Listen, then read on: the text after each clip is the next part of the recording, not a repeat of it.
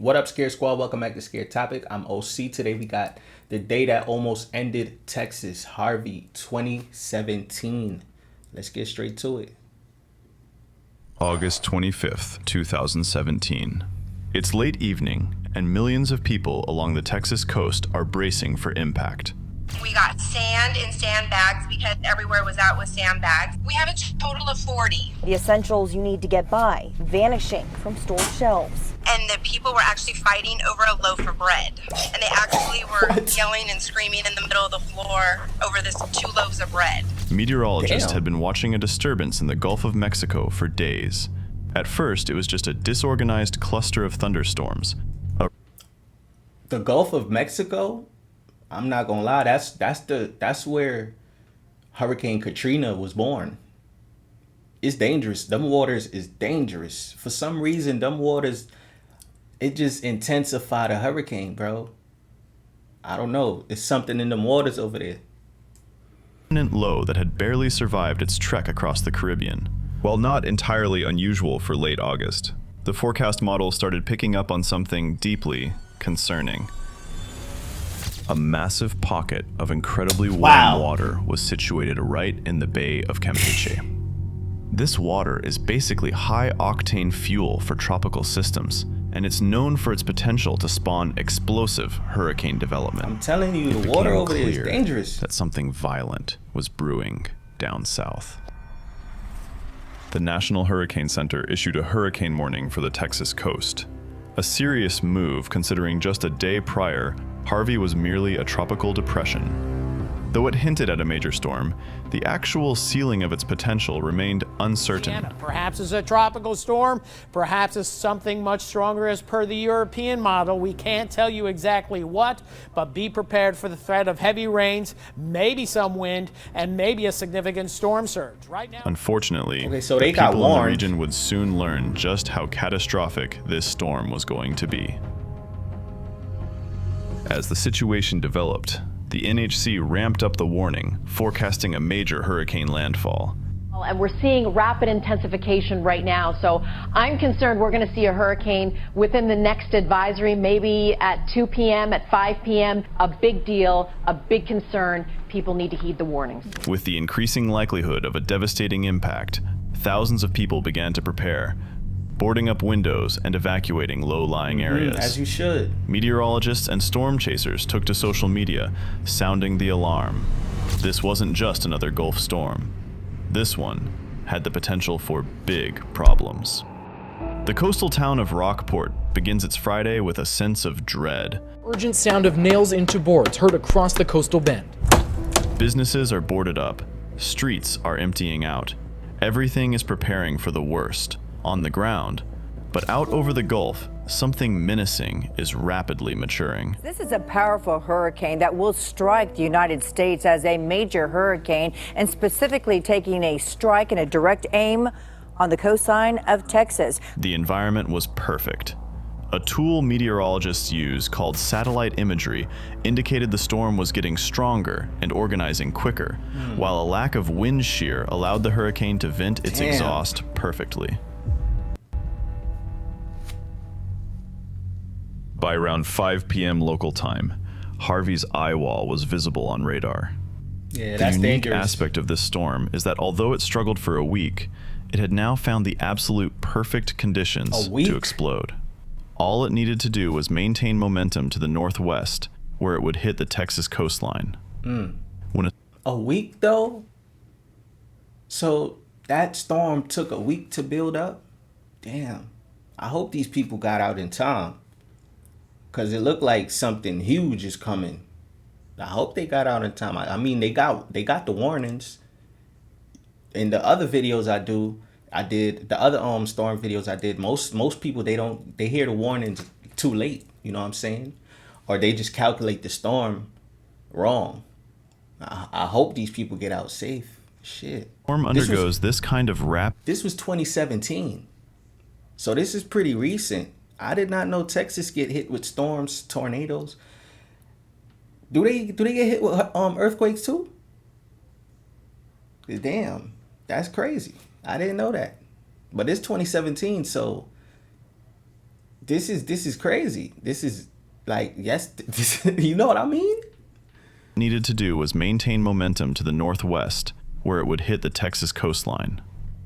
When a storm undergoes this kind of rapid intensification, extreme weather anomalies occur.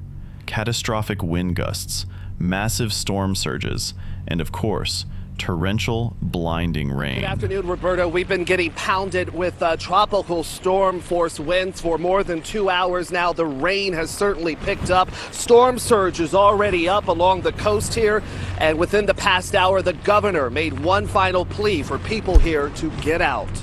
A flash flood watch was issued, covering an enormous stretch of land across southeast Texas. Judging by how fast the storm was strengthening, people were getting extremely anxious about what landfall would actually look like. The storm was closing in, and the window for evacuation was rapidly slamming shut. That was until the outer bands began lashing the coast. The intriguing system soon became a monster, visibly expanding and producing towering thunderstorms within its eye wall. Based on radar data and Hurricane Hunter aircraft, the National Hurricane Center upgraded Harvey to a Category 4 hurricane. This massive storm stretched across the western Gulf, but the worst of the wind hadn't actually reached the shore yet. Even still, the radar showed a distinct, clear eye, the hallmark of an incredibly powerful cyclone. At this point, it was literally a matter of hours before the eye wall would make landfall. At 10 p.m., the northern edge of the eye wall strikes San Jose Island. This was unmistakably the start of a catastrophe. Damn.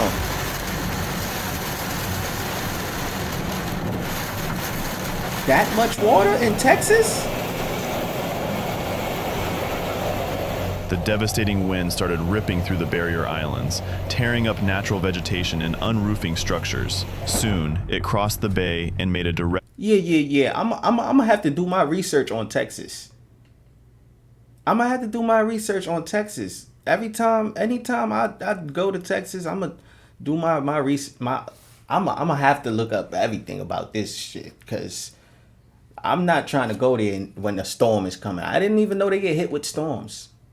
This is why you gotta do your research on everywhere you go to visit. Everywhere, because you might go to Texas and get trapped in a storm or wherever. You know what I'm saying? You gotta really do your research on these places. These places is dangerous. I didn't know Texas was this dangerous. Hit on the mainland. As if driven by some sort of supernatural force, the grinding, roaring eye wall slammed into Rockport with an alarming violence. Storm chasers were now there, capturing audio of the howling wind and footage of buildings being shredded in the darkness.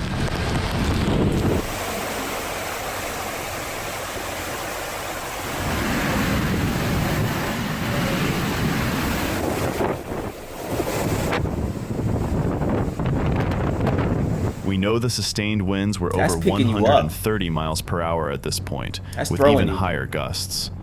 Experts consider this a worst-case scenario for the small coastal communities. Damn. The combination of extreme wind and a devastating storm surge prompted desperate calls to emergency services, but no one could respond. The weather was simply too violent.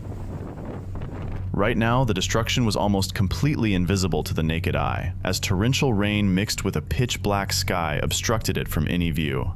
By midnight, the eye passed directly over Rockport. For a brief, eerie moment, the winds calmed.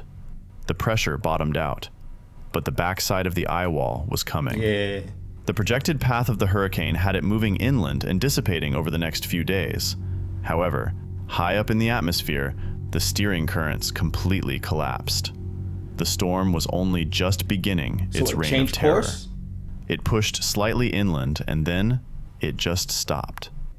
The eye wall wiped out entire marinas, stacking boats on top of each other like toys.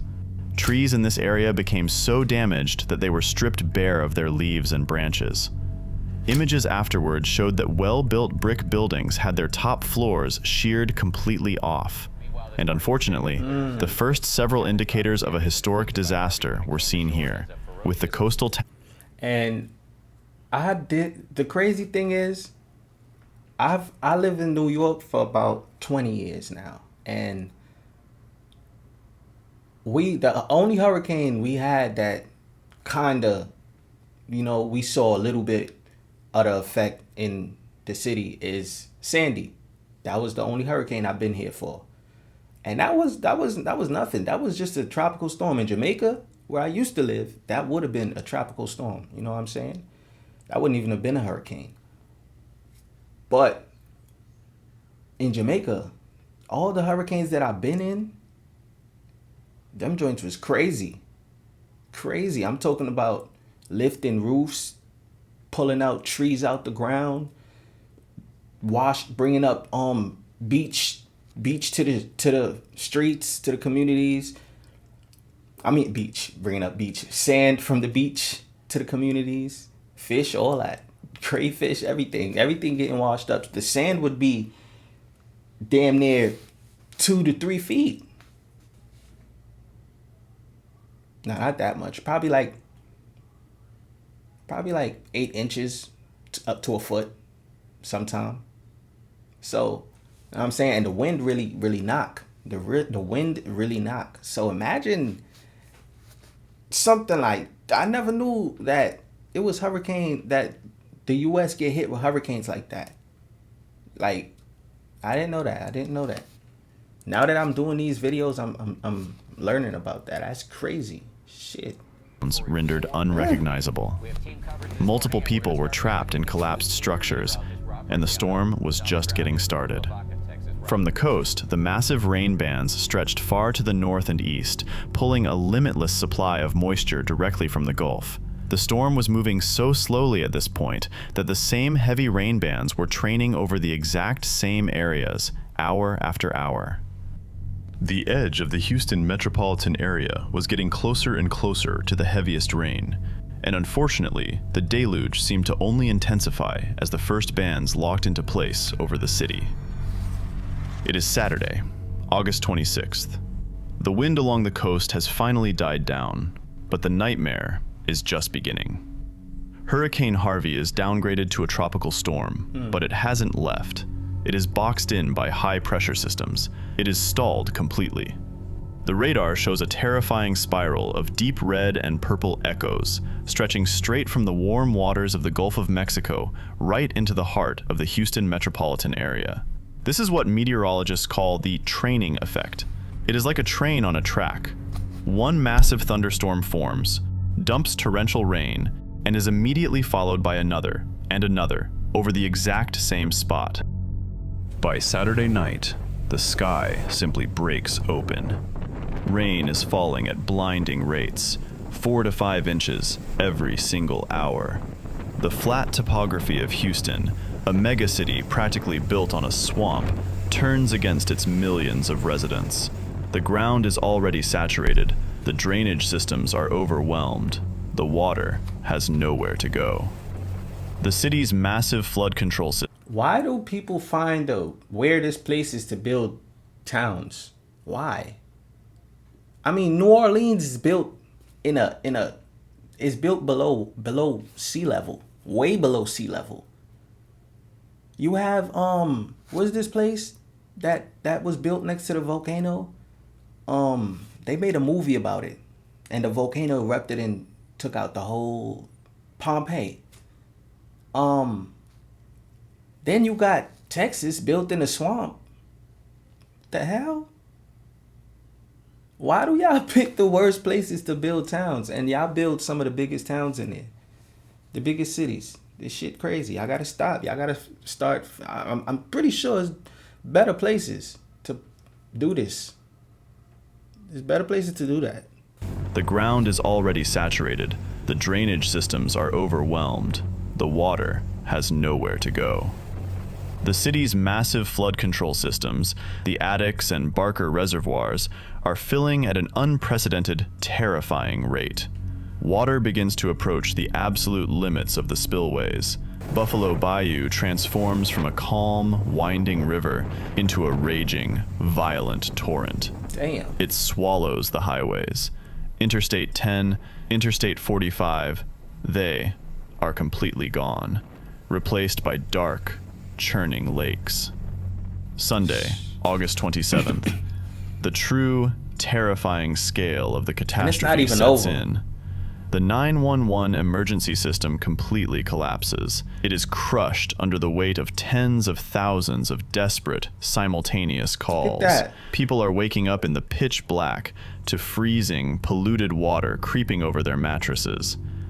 With the floodwaters rising incredibly fast, families are forced to make terrifying decisions. They climb into their attics to escape the deadly currents filling their living rooms. It's not going good for us. Across the street, the building is caving in and it's water everywhere and we have nowhere to go. Emergency officials issue a desperate plea across social media. If you shelter in your attic from flooding, take an axe or chainsaw to cut roof. Without an axe, the attic becomes a trap. As the water continues to rise, thousands of people are completely surrounded, trapped in the dark, listening to the relentless rain pound against the shingles above their heads. But as the official infrastructure reaches its absolute breaking point, the people step up. The Cajun Navy arrives, a massive decentralized fleet of civilian volunteers from Louisiana and across Texas. Ordinary people hauling flat-bottom boats, kayaks, and jet skis behind their lifted trucks. They launch their boats straight off the highway overpasses. They navigate flooded suburban streets, dodging submerged cars, traffic lights, and mailboxes. It is just one rescue after another. Over 100 people rescued just today and over 40 to 50 animals as well. Now, for days, the only sounds in the flooded neighborhoods are the hum of outboard motors and the calls of rescuers. They pull desperate families, the elderly, and terrified pets from second-story windows and shattered rooftops. Finally, on Wednesday, August 30th, the steering currents shift. Harvey slowly begins to move northeast, toward Louisiana. The rain stops, the clouds break, but the damage is permanently etched into the landscape. Damn. The final numbers are staggering, almost incomprehensible. It looked like a whole It is the lake. highest rainfall total ever recorded from a single storm in North American history. Over 300,000 structures are flooded. The total destruction tops $125 billion, tying it with Hurricane Katrina as the costliest natural disaster in American history. Hurricane Harvey fundamentally changed how meteorologists view stalled tropical cyclones. It proved that a hurricane's category does not dictate its true devastating power. The wind tore the coast apart, but it was the endless, relentless water that brought the fourth largest city. And it's always that.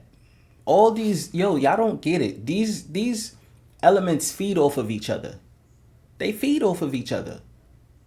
The wind feed off the water.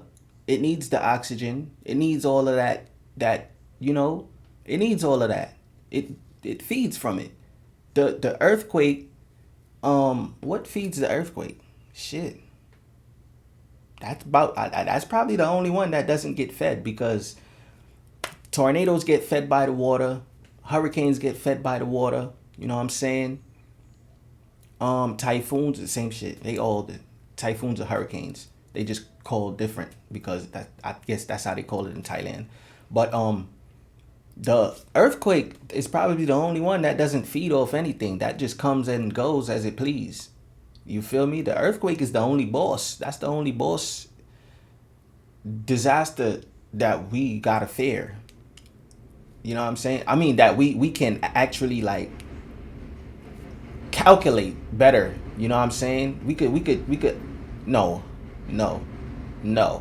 Hell no. I said that wrong. My bad. That's actually hard as hell to predict, because an earthquake just happens.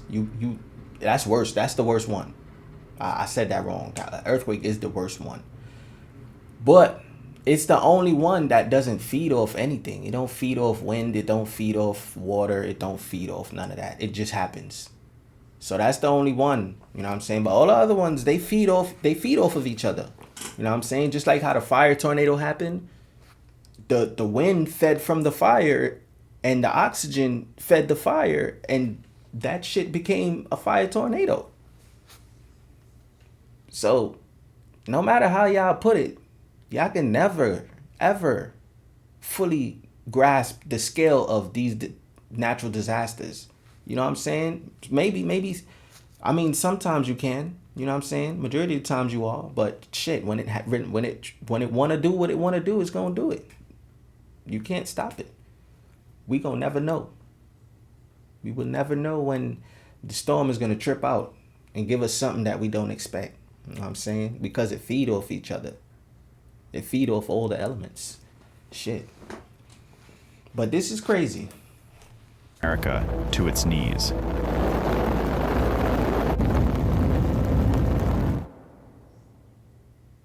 Every storm eventually ends, but the way we hold each other, that remains. Take care of one another.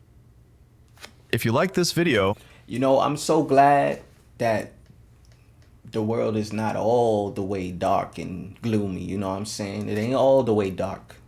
Because you saw how fast them people came out there with them boats. And I did about,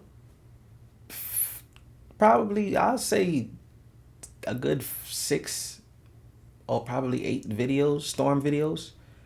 And in all the videos, there's always the people helping.